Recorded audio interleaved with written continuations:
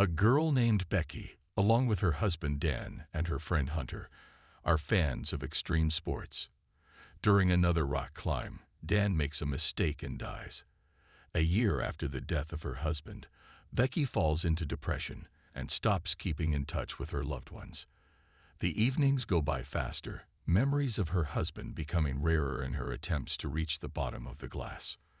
On one such evening, Becky, on her way out of a bar, meets her father. He tries to explain to his daughter that killing herself endlessly is not the answer. If the situation was the opposite, it is unlikely that Dan would suffer so much because of her. Day after day, the girl continues to listen to Dan's answering machine. After a while, however, the number becomes inactive. Realizing that she will never hear her husband's voice again, Becky decides to take the easiest route. But suddenly a phone call rings. Hunter tells her that Becky looks really fucked up and it's time to get back to normal. She tells her that she has something to offer her. Becky won't like it, but Hunter recommends that she not turn it down right away. There is a very tall abandoned B-67 tower about 6 hours from where they are now.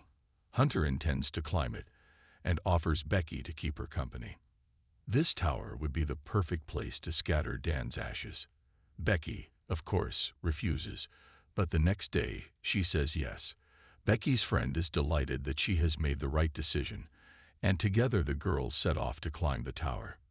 On the way to the planned place, the girls stop at a roadside hotel. At dinner, Hunter tells that he keeps a video blog in which he likes to do different extreme things. Becky says that it's easier for Hunter to be who she is. She's cool. She just needs to be herself to get her audience's attention.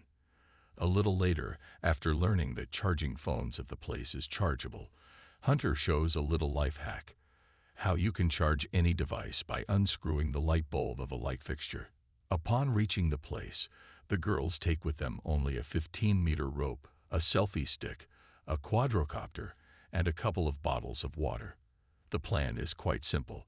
It takes 2 to 3 hours, not more. Climb the tower, take some selfies, and scatter Dan's ashes.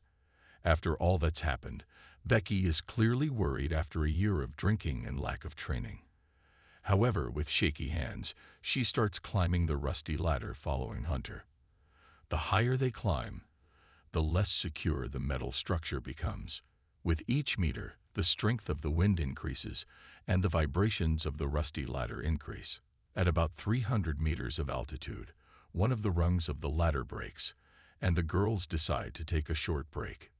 Becky starts to worry that she won't succeed, that she agreed to do it for nothing. But Hunter, in his usual manner, calms his friend. After drinking water and resting a bit, the girls continue their ascent. Having finished climbing the inner staircase and having reached the 500 meters mark, the two extreme lovers move to the even more flimsy outer staircase to climb to the top, to the observation deck. This staircase looks even more ruined, and to all appearances, it is held on a good word of honor. As she climbs meter by meter, Becky's fear gets the better of her, and she asks Hunter to come down. However, her friend says that if she lets her go down, it means that fear will overcome her, which she clearly does not intend to let happen. After they overcome the obstacles in the form of communication plates, Hunter decides to give adrenaline to the already scared shitless Becky. After finally reaching the top, the girls take some extreme selfies, shoot a video on an ATV, tearfully remember Dan, and scatter his ashes. Becky has finally gotten over her fear and is ready to move on with her life. Afterward, she offers to start the rappel down. Just as Becky begins to climb down the ladder, the rusty structure gives a slack, and what was about to happen happens. The ladder collapses. But luckily, the safety rope allows Hunter to hold on to Becky and save her from falling into the abyss.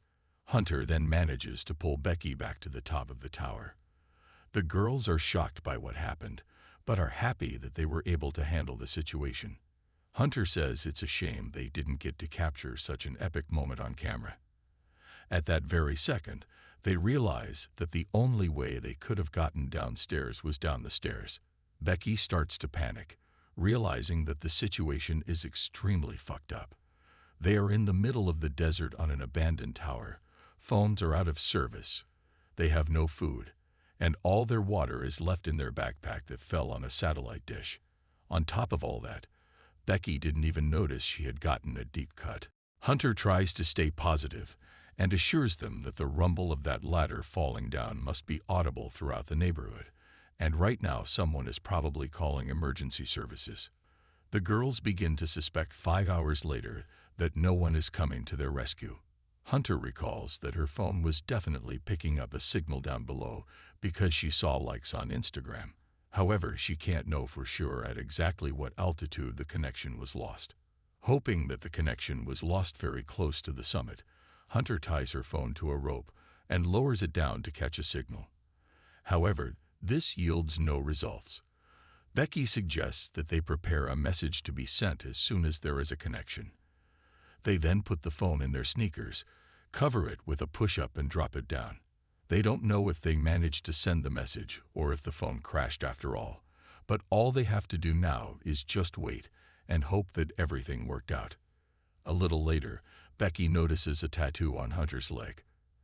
At that moment, she sees a man with a dog through her binoculars. The girls start screaming as hard as they can. However, the distance of 600 meters makes themselves known. They simply can't be heard. Becky begins to take off and throw sneakers, and at some point the man pays attention to his dog, which clearly noticed the shoes flying from above. However, he doesn't pay it any mind and heads off. Becky decides to fire the flare gun they found in the crate, but Hunter stops her. She notices that there are vans parked a little farther away. Someone is there. The shot is best left until dark, so the flare gun will be definitely visible. While waiting for dark, Becky revisits the videos of her and her husband and sees her friend looking enviously at their couple. At that moment, Hunter says the guys near the van are getting ready to leave and asks Bex to launch a rocket. The two men notice the flare shot, as well as the flashlight light from their phone, and start moving towards them, realizing that the girls are trapped upstairs. However, Hunter sees how the guys aren't in a hurry to rescue them at all. They've just decided to steal the car the girlfriends came in. Bex sees the tattoo on Hunter's leg again and tells her the story that her husband Dan never said, "I love you." He always used the code 143, the code that is embossed on her friend's leg. This is when Hunter confesses that she slept with her husband. Their relationship lasted about 4 months. The friend apologizes to Becky and tells her that Dan was the initiator of what happened between them. Hunter ended her relationship with him after a while, and after Dan died, she was never able to be a reliable support for Becky and help her through the tragedy because she felt guilty about it. Becky says it's been 24 hours since they dumped the phone, and there's only one conclusion here. Either the 60,000 subscribers don't care about Hunter, or the message never got through. Hunter says that maybe she'll be able to retrieve the backpack that got caught on the plate. By doing so, they'll have water and, most importantly, a quadrocopter. They'll be able to write a message and send it to the hotel where they had dinner. Becky warns that this is a bad idea, however, as her friend assures her they have no choice. Gathering all the will in a fist, the girl starts to descend. As a result, Hunter is literally a couple of meters short of being able to grab the backpack freely. The girl decides to unhook herself from the rope to get even lower, and then, with a good swing, she jumps right onto the plate. She gets her backpack out, but now the problem is how to get back in. Using a selfie stick, she hooks the backpack onto a loop of rope and then just jumps onto it, risking the risk of just flying down. Hunter yells to Becky that it's now a team effort.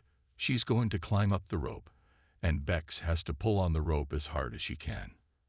And so, almost reaching the top, Hunter falls off the rope and falls. After that, Becky is afraid to look down for a long time, realizing that her friend is gone. But luckily, Hunter is alive. She managed to grab the backpack, but hurt her hands badly. And now it's up to Becky whether she can get out or not. Eventually, gathering all her strength, Becky pulls her friend out and saves her from death. After taking a couple sips of water, Bex writes a message for help on paper, attaches it to the quadcopter, and sends it towards the motel. But suddenly it turns out that the quadcopter's battery is almost dead, and the girls have to bring it back in an emergency. After sitting up until the night and thinking about the hopelessness of the situation, Becky notices a warning light. She recalls how Hunter at the motel was able to charge her phone by simply leaning the charger against the lamp's batteries. She's sure this trick should work and charge the quadcopter. Then they will have a real chance of rescue. All they have to do is just climb another 9 meters or so. As dawn breaks, Becky begins the ascent. When she reaches the signal lamp, she tries to plug in the charger.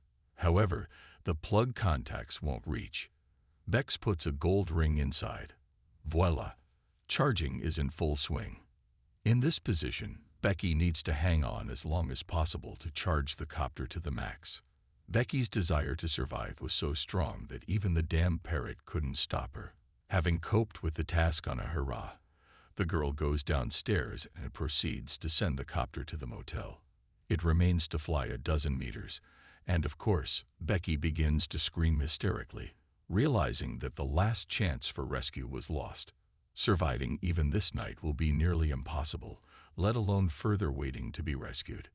Becky makes the decision to throw her phone away in hopes that the message will still be sent and the phone won't be broken. She asks Hunter for her sneakers, but suddenly her friend says her shoes aren't here. Becky doesn't realize what's going on, and then Hunter says she's already dead. As Becky was pulling her friend out, Hunter snapped and fell onto a satellite dish. Becky was just afraid to admit she was alone, so she imagined Hunter would be okay. Now, however, she has to face the truth. The next day, Becky sits motionless while a vulture pecks at her thigh wound. Suddenly, she grabs the parrot by the head, kills it, and then eats it to replenish her strength. After a healthy helping of fast food, Becky rappels down the rope to Hunter's body and then dials a message on her phone for her father, writing that she's stuck on the tower and needs help immediately.